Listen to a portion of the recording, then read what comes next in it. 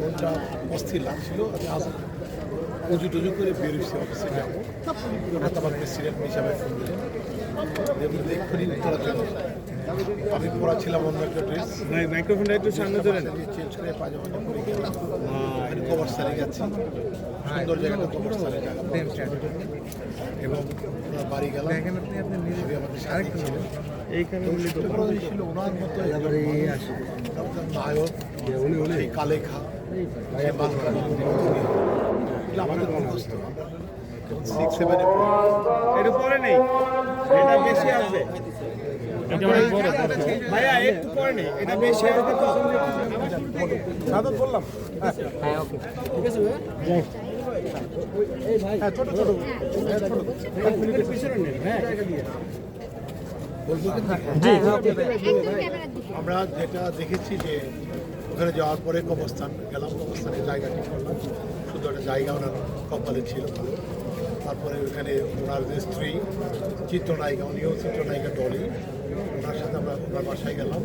আমরা লাস্টটা দেখলাম, লাস্টটা ওরা নেই মতো এত হাসতেছে, আপনারা দেখবেন। এমন একজন মানুষ, সে বিদায়, একটা নক্ষত্রের বিদায় আমাদের চলচ্চিত্রের জন্য আর একটা ধাক্কা। আমরা প্রতিনিয়ত ধাক্কা খেয়ে যাচ্ছি, জানি না এর থেকে উদ্ধার হবে আমরা কবে। জাভেদ স্যার, উনি যিনি মালকা মালক নায়ক, মনোনিয়া ছিলেন ওনার মধ্যে। নিষাদ ছবিতে উনি খুব অ্যাকশন, মানে কালেখার ক্যারেক্টার করেছেন। আর ওনার একটা খুব কমন সিনেমার গান আছে, চুপি চুপি বলো কেউ জেনে যাবে, ববিতার সাথে উনি করেছেন, ববিতা ম্যাডামের সাথে। তো ওনার এই যে ওনার অর্জনকে আমরা খুব বড় চোখে দেখছি, আর ওনার বিদায়কে আমরা অন্ধকার দেখছি।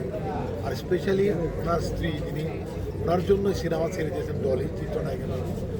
উনি এমন একজন মানুষ, 18 বছর বাচ্চার মতো তাকে লালন পালন করেছে, তাকে ট্রিটমেন্ট দিয়েছে। ওনার যে ওইরকম নারী বাংলার ঘরে ঘরে আসা উচিত বলে আমি মনে করি। ওনার নিজের বিল্ডিং বিক্রি করছে 3 কোটি টাকা। সেই 3 কোটি টাকা দিয়ে উনি চিকিৎসা করেছেন ওনার হাজব্যান্ডের কিন্তু বিল্ডিংটা উনি বিক্রি করেন নাই। এই যে স্যাক্রিফাইস, এটার নামে আসলে ভালোবাসা। ওনার এই ভালোবাসা অমর হোক, ইতিহাস হোক, বাংলার নারীরা দেখুন। আর পাশাপাশি আমি বলতে চাই যে এই নক্ষত্রে যে বিদায় হয়ে গেছে, এই অভাব কখনোই পূরণ হবে না। আমরা শুধু এইটুকু চাবো যে নতুন করে আরেকজন জাভেদের সৃষ্টি হোক, নতুন করে একজন দলই সৃষ্টি হোক, যাতে করে আমাদের চলচ্চিত্র এই অঙ্গন, এই পাপ